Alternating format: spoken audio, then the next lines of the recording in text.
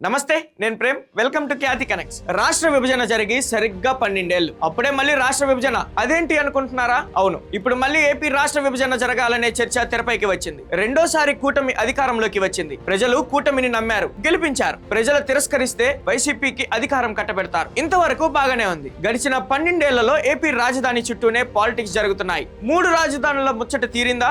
మావిగన్ మాట ఉత్తిదేనా? అమరావతిపై కూటమి వేల కోట్ల నిధుల్లో అక్రమాలు జరుగుతున్నాయా? మరి ఇప్పుడెందుకు ఏపీలో మళ్ళీ రాష్ట్ర విభజన? జనం మధ్య పులిమిన కులం రంగు సరిపోలేదా? మళ్ళీ ప్రాంతాల మధ్య చిచ్చేందుకు ఏపీ రాష్ట్ర విభజన దిశగా అడుగులు వేస్తున్నది ఎవరు అనేది ఇవాల్టి పాయింట్ ఆఫ్ వ్యూలో చూద్దాం.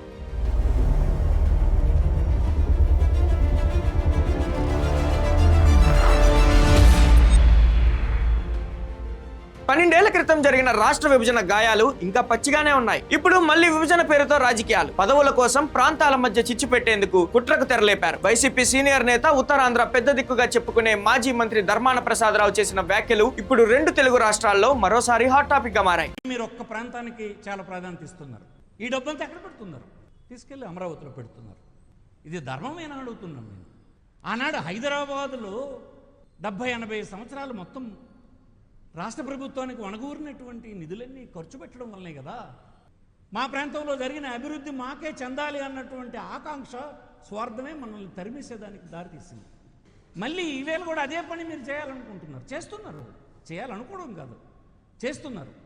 కేంద్ర ప్రభుత్వం నియమించినటువంటి కమిటీ ఇచ్చిన నివేదికకు వ్యతిరేకంగా, రాష్ట్ర ప్రజల అభిప్రాయాలకు వ్యతిరేకంగా ఈ వెనుకబడిన ప్రాంతాలు విశాఖపట్నం, శ్రీకాకుళం, విజయనగరం, అలాగే మన్యం, అక్కడ రాయలసీమ ప్రాంతాల తాలూకా అభిప్రాయాలకి భిన్నంగా రాజ్యాంగంలో చెప్పినటువంటి అన్ని ప్రాంతాలకు సంపద అనేది పంపిణీ చేయాలన్నటువంటి మార్గదర్శక సూత్రాలకు వ్యతిరేకంగా మళ్ళీ మీరు డబ్బంతా చివరి దశలో ఎంత అనుభవం కలిగినటువంటి మీరు మళ్ళీ ఖర్చు పెడుతున్నారు. అక్కడ మళ్ళీ ఈరోజు ఏదో ఒక రోజు ప్రమాదం పొంచి ఉంది. ఇంకొక రాష్ట్రం ఏమో మనకి డిమాండ్ అయినా తర్వాత తరాలు చేస్తారు. ఎక్కడి నుంచి మీరు పొండినటువంటి స్లోగన్ అయినా ఆ ప్రాంతంలో ఇంకొక రోజు రాదనేది కూడా నేను చెప్పలేను. ఇది ఎంత మాత్రం ఆమోదయోగ్యం కాదని మీకు మనం చేస్తున్నాం. ఈ ప్రాంతాలను మీరు నిర్లక్ష్యం చేయడం కరెక్ట్ కాదని మనం చేస్తున్నాం. ఈ ప్రాంతాల్లో ఉండే సమస్యల్ని నిర్లక్ష్యం చేయడం కరెక్ట్ కాదని చెప్తున్నాం.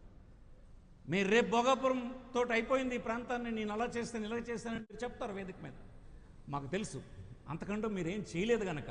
రాష్ట్రం మొత్తం డబ్బంతా అమరావతికే పెడుతున్నారు. ఇలాగే కొనసాగితే ఏపీ 2 రాష్ట్రాలుగా విడిపోవాల్సి ఉంటుందేమో అంటూ ధర్మాన చేసిన హెచ్చరికలు దేనికి సంకేతం? ఉత్తరాంధ్ర అభివృద్ధిలో కూటమి ప్రభుత్వం ఘోరంగా విఫలమైందన్న ఆయన ఆరోపణల వెనుక ఉన్న అసలు ఉద్దేశం ఏంటి? నిన్నటిదాకా 3 రాజధానులు అన్నారు, విశాఖ గర్జన అన్నారు. ఇప్పుడు సడన్ గా ఈ విభజన రాగం వెనుక వైసీపీ మాస్టర్ స్కెచ్ ఉందా అంటే ఖచ్చితంగా అవుననే సమాధానమే వినిపిస్తుంది. కూటమి ప్రభుత్వం అధికారంలోకి వచ్చాక అమరావతి రాజధాని పనులు స్పీడ్ అందుకున్నాయి. వేల కోట్లతో ప్రాజెక్టులు పరుగులు పెడుతున్నాయి.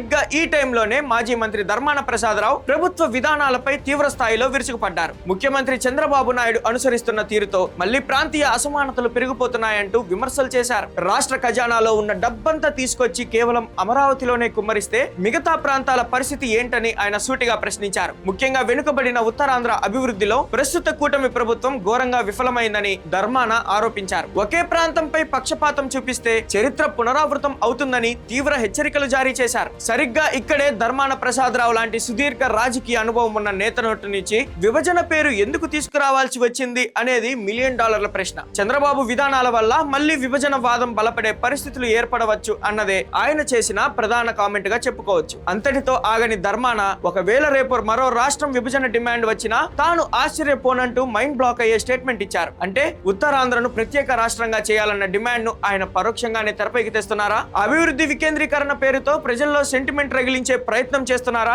అన్న చర్చ ఇప్పుడు పొలిటికల్ సర్కిల్స్ లో జోరుగా సాగుతుంది. ఇదంతా కేవలం ధర్మాన ప్రసాదరావు వ్యక్తిగత ఆవేదన కాదని, దీని వెనుక ప్రతిపక్ష పార్టీ పక్కా వ్యూహం ఉందంటున్నారు రాజకీయ విశ్లేషకులు. గత 5 ఏళ్ల పాలనలో వైసీపీ 3 రాజధానుల నినాదాన్ని బలంగా వినిపించింది. అడ్మినిస్ట్రేటివ్ క్యాపిటల్ గా విశాఖను ప్రకటిస్తూ విశాఖ గర్జన లాంటి కార్యక్రమాలు చేపట్టింది. కానీ అవేమీ గత ఎన్నికల్లో వైసీపీకి ఓట్లు తెచ్చిపెట్టలేదు. ఉత్తరాంధ్రలో ఆ పార్టీ ఘోర పరాజయాన్ని మూటగట్టుకుంది. వెరసి 2 రోజుల్లో భోగాపురం ఎయిర్పోర్ట్ ప్రారంభోత్సవానికి ప్రధాని మోదీ హాజరవుతున్నారు. ఈ సందర్భంలోనే వెనుకబడిన ఉత్తరాంధ్ర ప్రత్యేక రాష్ట్రం ప్రకటించాలని ధర్మాన చేసిన కామెంట్స్ ఇప్పుడు హాట్ టాపిక్ గా మారాయి. ఈ నేపథ్యంలోనే 3 రాజధానుల సబ్జెక్ట్ అయిపోయింది కాబట్టి ఇప్పుడు నేరుగా విభజన అస్త్రాన్ని ప్రయోగిస్తున్నారన్న విమర్శలు వినిపిస్తున్నాయి. అమరావతిపై చంద్రబాబు ఫోకస్ పెట్టిన ప్రతిసారి ఉత్తరాంధ్ర సెంటిమెంట్ ను రెచ్చగొట్టి రాజకీయ లబ్ధి పొందేందుకే ఇలాంటి వ్యాఖ్యలు చేస్తున్నారని కూటమి నేతలు మండిపడుతున్నారు. చూశారుగా, ఏపీలో రాజధాని ఫైట్ ఇప్పుడు రాష్ట్ర విభజన స్థాయికి ఎలా చేరిందో. డబ్బంతా అమరావతికే పెడుతున్నారంటూ ధర్మాన చేసిన ఈ సంచలన వ్యాఖ్యలు ఉత్తరాంధ్ర ప్రజల్లో నిజంగానే సెంటిమెంట్ రగిలిస్తాయా,